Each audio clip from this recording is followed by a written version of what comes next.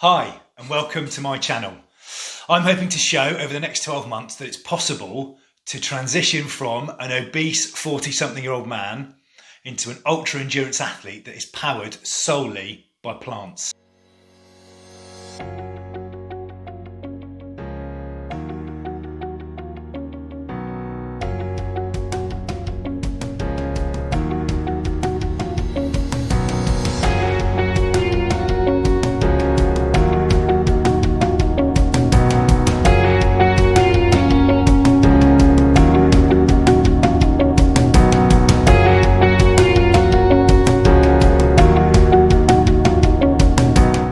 So why is being plant-based important to me?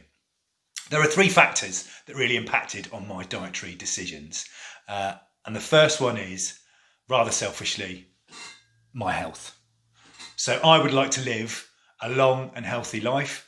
And I think that increasing the amount of plants and vegetables in your diet at the same time as reducing meat and dairy is something that is good for you.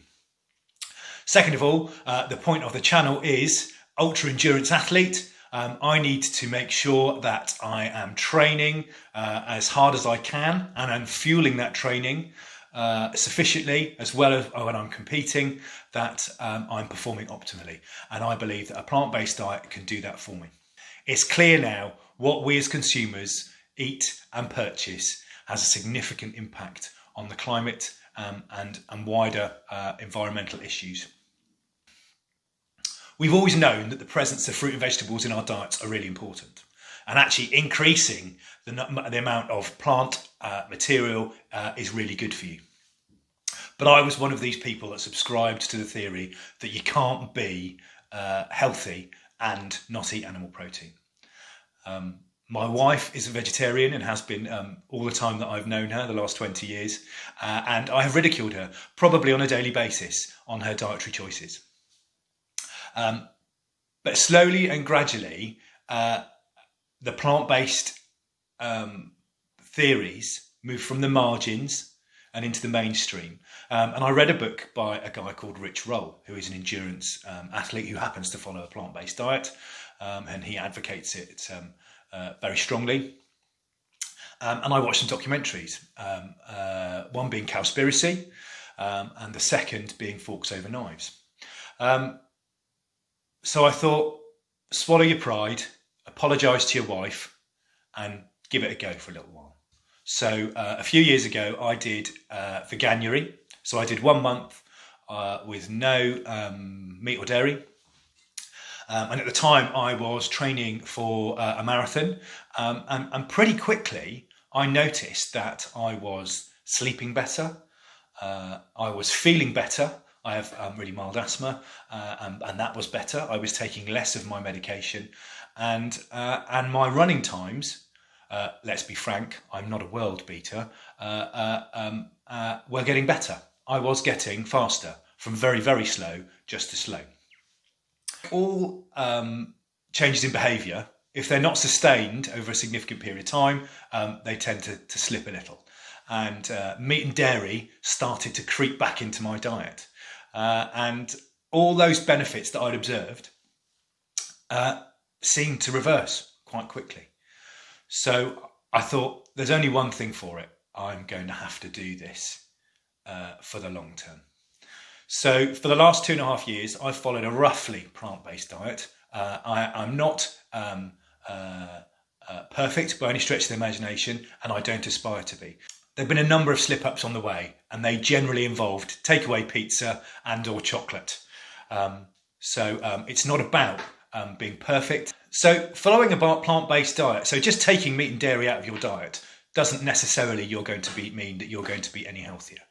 I, at the beginning of this month, weighed 110 kilograms. That is over 17 stone. And I am about 188 centimetres tall, which is 6'2". So that gave me a BMI of 31.1. That is well into the obese category, as uncomfortable it is for me to say that. I'm big, it's clear, but I didn't feel obese. That felt like a significant stigma that I needed to overcome. But actually, I need to face up to the fact that those numbers are there for a reason, and obesity is a significant precursor to a number of health conditions. So take your pick: heart disease, high blood pressure, dementia, stroke, diabetes, to name but a few. So being at the age of 41, I thought I'm kind of coming up to halfway if I haven't passed it already. So I need to do something that is going to prolong my life and set a good example to my children about the dietary choices and the choices that we make as consumers. That being said, I'm not particularly hung up on the numbers. So I don't weigh myself particularly often, and I don't have a target weight in mind, but I know that I am too fat to perform well and I am too fat to be healthy. So, to put it one way, I need to shift some timber. So if any of you are watching this, hoping to see a before and after transformation of my journey, I think you're going to be disappointed. That said, if I get a six-pack at the end of all this, I'm going to put those pictures online because I'm particularly vain. I've always been really interested in wildlife and conservation. I went on to do a degree in zoology at university, and now I have children. They are equally as fascinated by our impact that we have on the environment and on species that we share the planet with. So we watch a lot of David Attenborough documentaries, and he is now advocating the reduction of meat and dairy in your diet. And they talk to me a lot about the choices they make in terms of school lunches and our choice in milk, or alternative milks that we make at home. So it's a really healthy discussion point that we have at home. All this being said, I drive a car. We go on holiday to places that require us to get on an aeroplane when we can afford it. Actually, that's the second part of this, to see how that I and we as a family can reduce our impact on the environment, and particularly those climate change implications that we know are a real reality if we don't all change our behaviour. So I want to talk a little bit about the difference between being vegan and plant-based, and from what I can tell, there isn't a huge difference. It's pretty much semantics.